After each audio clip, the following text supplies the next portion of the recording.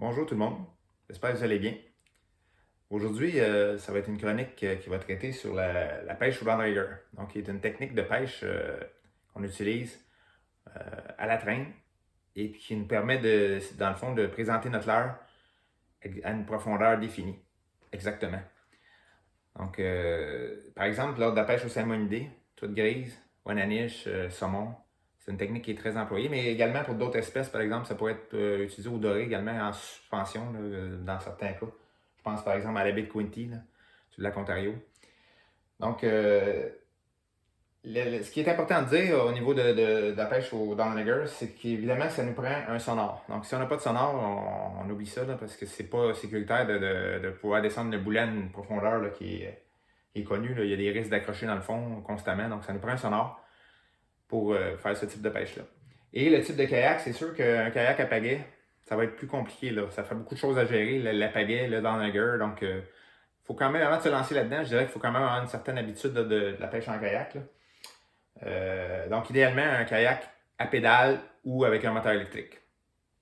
Donc, c'est beaucoup plus facile de pratiquer cette pêche-là comme ça. Donc, ce que ça nous prend au niveau des équipements, ben, comme je disais, le sonore. C'est sûr que ça prend ça. Et le downrigger. Évidemment, pour la pêche en kayak, il y a une multitude de downriggers sur le marché. Moi, j'ai fait beaucoup de pêche en bateau là, il y a plusieurs années. Pendant des années, c'est des downriggers, souvent, ils sont électriques. Donc, c'est très massif comme équipement. On ne peut pas mettre ça sur un kayak. Ça nous prend des modèles de downriggers qui sont plus compacts. Donc, on a ce petit downrigger-là qui est fait par la compagnie Scotty, qui fait un bon travail. Donc, downrigger compact, ce que ça nous prend? Ça nous prend également un porte-canne. Donc, si notre canne, on ne la tiendra pas dans nos mains, là, il faut qu'elle soit mise dans un porte-canne. On va expliquer un peu comment ça fonctionne avec le porte-canne tantôt. Donc, porte-canne, downrigger, et ça nous prend un boulet. Donc, on a un boulet qui va être relié à notre downrigger. Le boulet, on est en kayak, on va pas mettre un boulet de 10 livres là, comme en bateau. Là. Donc, on va se limiter à un boulet maximum, je dirais 4 livres maximum, 3 livres, 3-4 livres. Donc, on a le boulet qui est relié au downrigger avec un câble. Dans le fond, le downrigger, c'est ni plus ni moins qu'un treuil, dans le fond, avec un câble d'acier enroulé à un boulet. Et après le boulet, on vient fixer au bout du câble un déclencheur. Okay? Ce déclencheur-là, c'est lui qui va clipper après notre ligne principale de notre canne à pêche. Donc, ça va permettre d'amener notre leurre à une profondeur qu'on a définie. Donc, souvent, ce qui arrive, c'est que, par exemple, on va pêcher le salmonidé, on va pêcher la ouananiche, mettons, on la voit dans 50-70 pieds de profondeur. Donc, on s'imagine, si on n'a pas cet équipement-là, c'est difficile d'aller présenter mon leurre à la traîne exactement à la profondeur devant le poisson. Donc, ça nous permet vraiment de faire une présentation là, vraiment dans la bonne strate, de passer ça devant le nez, comme on dit. Donc, on augmente énormément nos chances avec ça. Également, moi, je m'en sers beaucoup à la truite grise durant l'été. Je la pêche, par exemple, sur des îlots sous-marins. Donc, on a, mettons, un îlot sous-marin qui monte on fait une bosse, si on veut, dans le milieu du lac, là, qui va monter, mettons, 70 pieds de profondeur. Puis moi, je vais suivre, mettons, le tour de l'île sous-marin avec mon boulet en grattant le fond là, entre 80 et 100 pieds de profondeur. Donc, avec ça, avec le downrigger, ça me permet de faire ça. J'utilise une cuillère pas très lourde qui est connectée à ma ligne. Puis mon downrigger amène la cuillère dans la zone payante près du fond. Puis je passe ça devant le nez des truites grises. Puis je peux vous dire que c'est très, très efficace. Okay? Ça serait difficile de faire autrement, à moins d'avoir énormément de plomb sur une canne à pêche traditionnelle. Donc là, on vient réduire le plaisir de combattre le poisson. Puis c'est pas facile de traîner dans 80-100 pieds d'eau avec un leurre normal, ça va vous en prendre du plomb. Donc avec le downrigger, on peut faire ce type de pêche-là. Donc au niveau des downriggers, on privilégie un modèle qui est relativement compact, comme j'expliquais tout à l'heure. Donc on ne veut pas être trop encombré non plus en kayak avec un gros équipement, donc ça prend quelque chose de relativement léger. Donc ici, comme je disais, on a un modèle de Scotty, c'est un des plus populaires, qui est très très abordable comme modèle. Il fait très bien le travail. Moi, la manière que je l'installe, c'est quand même assez important. Là. Ce qui est important, c'est qu'il faut comprendre qu'on a un boulet de 3-4 livres là, qui vient se faire tirer en arrière du kayak. Donc c'est sûr, ça met une pression sur le kayak. et sur la rail ici.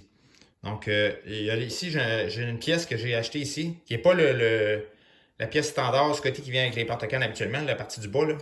C'est la pièce qu'on appelle la numéro 343 de mémoire, là. Donc, cette pièce-là permet, plutôt que d'utiliser un adaptateur de rail comme ça, simple, j'utilise un double comme ça.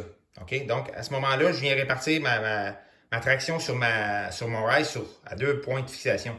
Donc, ça solidifie beaucoup le montage. Donc, on a moins peur qu'éventuellement ça pourrait arracher, là. Donc, c'est une pièce que je trouve très intéressante pour ça, là.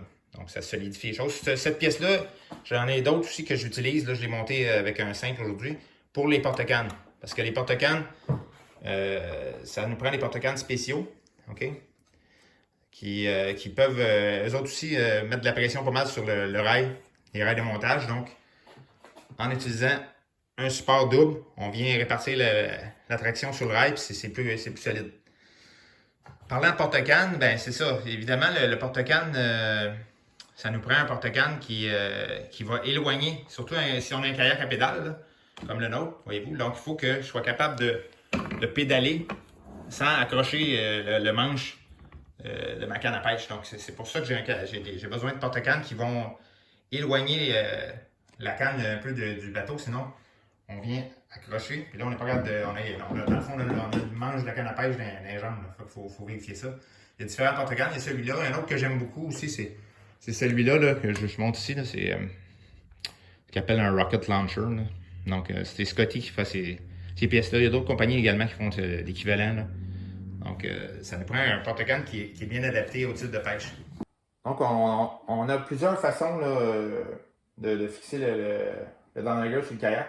Les rails, c'en est une. Il se vend des braquettes spécialisées là, qu'on peut installer à différents endroits sur l'embarcation. Le rail, l'avantage, c'est qu'on n'a pas besoin de percer d'autres trous sur le kayak. Là. Donc, par contre, je vous encourage à essayer la position du downrigger avant de commencer à percer le kayak là, pour le fixer de façon permanente dessus. C'est toujours avantageux d'avoir quelque chose qui peut permettre un mouvement, de changer de place au besoin. Là.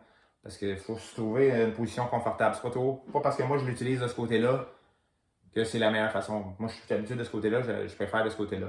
Il y en a d'autres qui vont vouloir l'avoir à droite, donc un peu plus en arrière, plus en avant. Donc, il faut l'essayer avant de faire une installation plus permanente. Ou si on peut se garder une installation qui permet de le déplacer, ben, c'est encore mieux. Donc, quand on pêche au downrigger également, je vous dirais là, de vous apporter une paire de pinces coupantes là, avec vous. Si par malheur votre boulet s'accroche au fond, il faut être capable de couper le fil. Là. Donc, rapidement, s'il y a quelque chose, le vent se lève ou quoi que ce soit. Donc, on a des pinces coupantes à portée de la main. S'il y a quelque chose, on coupe le fil. OK, ça c'est important. Donc, au niveau des équipements, moi j'aime beaucoup utiliser des cannes adaptées. Okay? Pour le downrigger, donc c'est des cannes qui sont relativement longues, de 7 pieds et demi, 8 pieds et demi, qui ont quand même assez de souplesse là, qui permet à la ligne de bien s'arrondir, de bien former un arc quand on serre la canne dans le déclencheur. Moulinet à compteur, c'est toujours un avantage. C'est des moulinets qui te permettent de faire une présentation. Donc je m'en sers au downrigger, mais je m'en sers également là, quand je fais de la pêche à la traîne normale. Là, ça me permet quand je trouve un pattern qui fonctionne bien, telle longueur de ligne de sortie, ben, je le répète. Donc c'est facile de répéter un pattern quand on a un compteur de ligne sur notre moulinet. Ça vous permet également de savoir si le poisson s'approche. Quand on fait de la pêche, par exemple, de Grand Lac, où on prend des saumons, saumons chinook, le poisson est rendu à 200 pieds en arrière, ben, c'est le fun de savoir combien il te reste de fil avant de pouvoir le rentrer. Donc, c'est des moulinets que j'aime bien. Par contre, c'est pas obligatoire d'avoir ce type de canne-là pour pêcher au downrigger. Pour commencer, là, quand on aime ça, on peut s'équiper un peu plus, mais n'importe quel type de canne, je vous dirais qui est quand même assez longue. Ça prend une canne quand même assez longue, là, idéalement. Là, je dirais, en bas de 7 pieds, ça commence à être petit un peu pour pêcher au downrigger. Idéalement, 8 pieds, 8 pieds et demi. Et puis, qui est quand même assez souple. Donc, comme je vous dis, elle doit quand même pouvoir bien faire un arc. Là. Donc, pas quelque chose de trop raide là, comme type de canne. Moulinet lancer lourd. Même un lancer léger peut très bien faire l'affaire également. Donc, c'est le genre de canne que ça prend. Équipé avec du monofilament. Le monofilament, on garde ça pour le downrigger. le bread pour les autres types de pêche, mais quand je pêche au downrigger, ça se tient bien dans le déclencheur. Il y a un niveau d'élasticité que je trouve qui est parfait pour quand la ligne déclenche, puis etc. Donc, on garde ça avec du monofilament pour la pêche au downrigger, dans mon cas en tout cas, c'est ce que je préfère.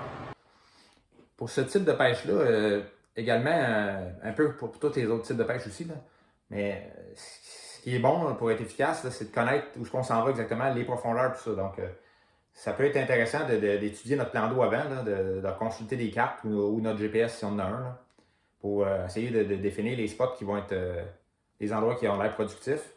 Et puis, qui sont également pas trop loin. Il faut comprendre qu'en kayak, on n'est pas en bateau. On ne va pas faire 10 km pour aller pêcher, puis 10 km pour revenir. Là. Donc, il faut se trouver des points où on a accès à l'eau, proche de nos fameux spots. Donc, c'est toujours payant de se préparer d'avance, puis étudier nos secteurs.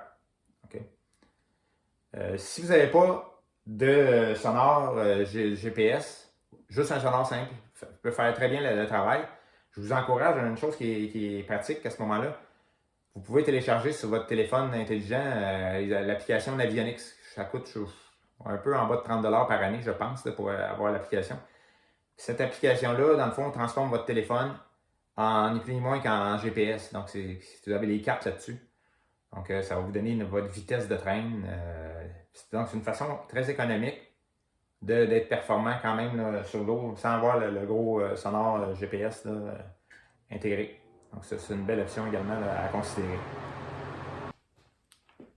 Donc, si vous avez aimé le vidéo, je vous encourage à vous abonner à ma chaîne.